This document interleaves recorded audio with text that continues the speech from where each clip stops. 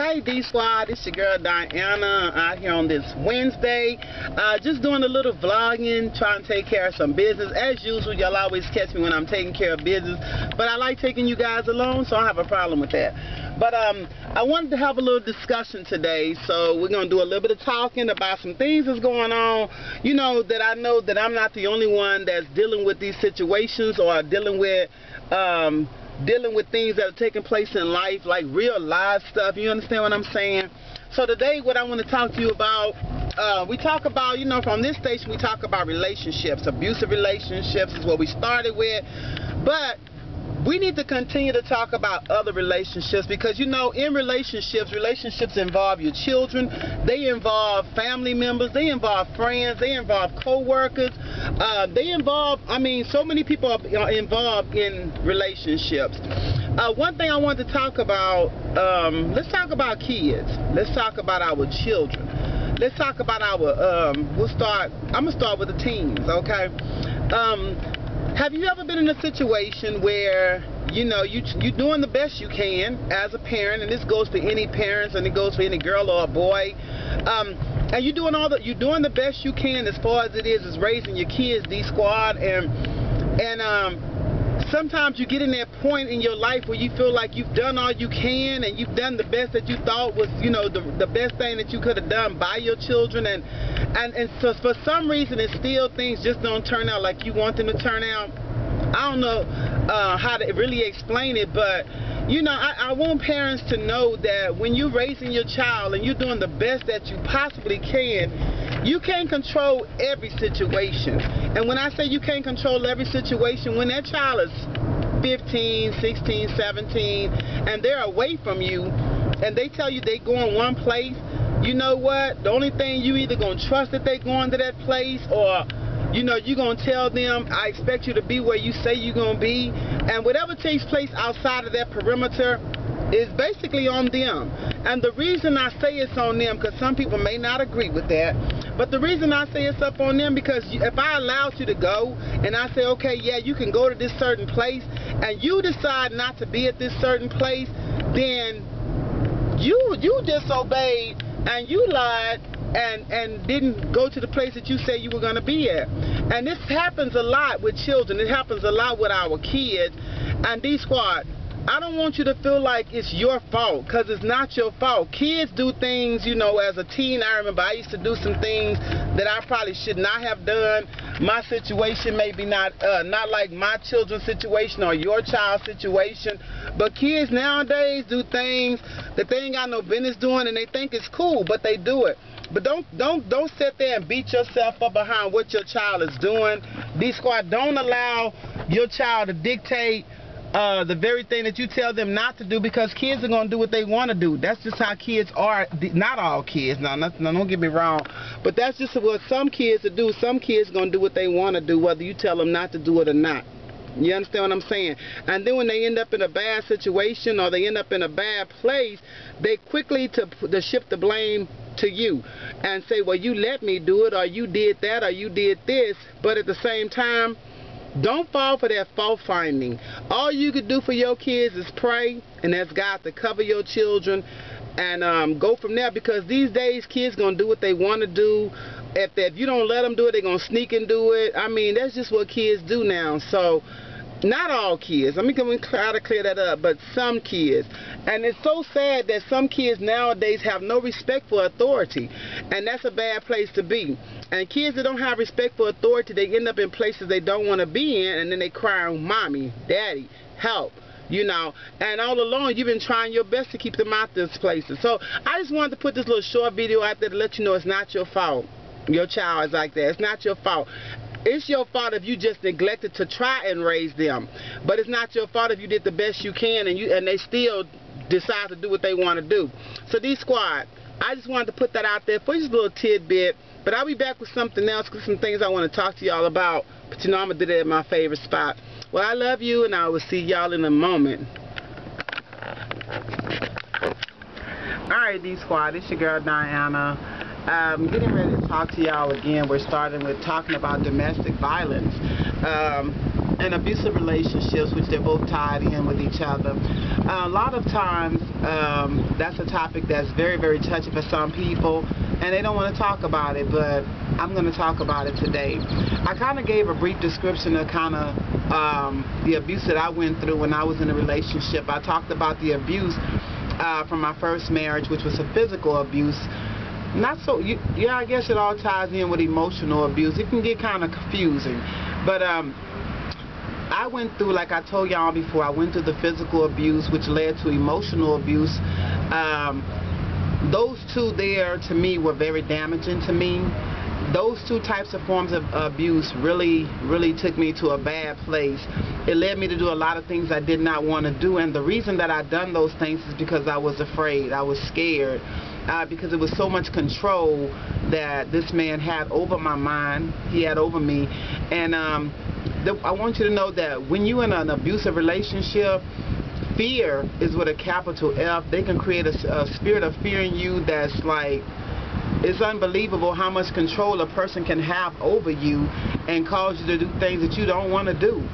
Well, I thank God I made it out that abusive relationship with my life.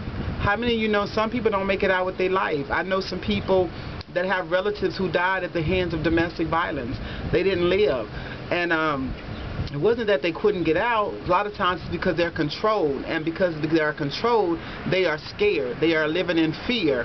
And you know, so people don't understand that when a person is in an abusive relationship, all types of things happen. Your mind is tormented along with your body. Well, that was my physical abuse that I talked to before. I talked about before. I also wanted to talk about another relationship I was in where it was emotionally abusive. People wonder, how do you become emotional abuse? Well, you become emotional abuse when your marriage is neglected, when you are called out your name. Verbal abuse is connected with that. I was called out my name. I was told I was damaged goods. I was talked about. I was talked about with my weight. And if you're dealing with a weight problem, or you're a heavy-set person and somebody talks about your weight, that hurts. It really does. It hurts. And it took a lot out of me. It made me not even want to look in the mirror. I was ashamed to show my body. I would not even get undressed in front of my husband. And when I went to bed, I was dressed from head to toe because I was ashamed of my body, because he made me feel that way by calling me too big, saying I need to lose weight, some very hurtful things. And it took me, I would not show my arms. I would not wear I would not wear short sleeves. I dare not wear no sleeveless shirts because I was too embarrassed. I wouldn't wear a certain type of clothing because I was embarrassed. Let me tell you something. In order for you to conquer that, in order for you to conquer those that have been through verbal abuse, you have to learn how to first appreciate the person that you are, appreciate the skin that you live in. You know, it's up to you. If you want to lose weight, if you want to get out the state that you're in, of being overweight or whatever you want to call it, that's your choice. That's a decision that you have to make, not what somebody else does or what somebody else tells you. You know, that's verbal abuse. And it's also emotional abuse, because I cried a lot. I hid my tears from my kids, but I cried a lot because it hurt. The person that I loved was the one that was attacking me with his mouth, you know, saying things about me, looking at other women that had nice figures and complimenting them. No matter what I did, whether I got my hair done, did my face, I dressed decent. I always dressed decent, but to him it wasn't enough. And so therefore I got to the point where I stopped trying. I wasn't getting my hair done no more, because to me it didn't matter. Why would I get my hair done if it's not even effective to you? It doesn't even, I don't even get a compliment for it. So that was a form of emotional and verbal abuse, to the point where it got so bad that I began to get unattached to this person, unattached to him emotionally. The love I had for him was just going down and down and down. And that's what happens. And eventually, you'll no longer be satisfied with that person, let alone wanting to make love to that person. You know, when you marry and It's supposed to be a beautiful thing when you make love to your spouse, but when it gets to the point where it just feels disgusting, when it seems like you no longer want to do it because of what he said to you, you ain't comfortable laying next to no man and he doesn't tell you how big you are or how you look. That's not comfortable, and it's not nice, and it does not feel good. So, you know, anybody that's dealing with that, know that you have to love the skin you in. You have to love who you are, and if you want to change, do it for yourself. That was what I went through in my verbal and emotional abuse. Another form of abuse I went through was spiritual abuse. Spiritual abuse, I know people may question, what is spiritual abuse?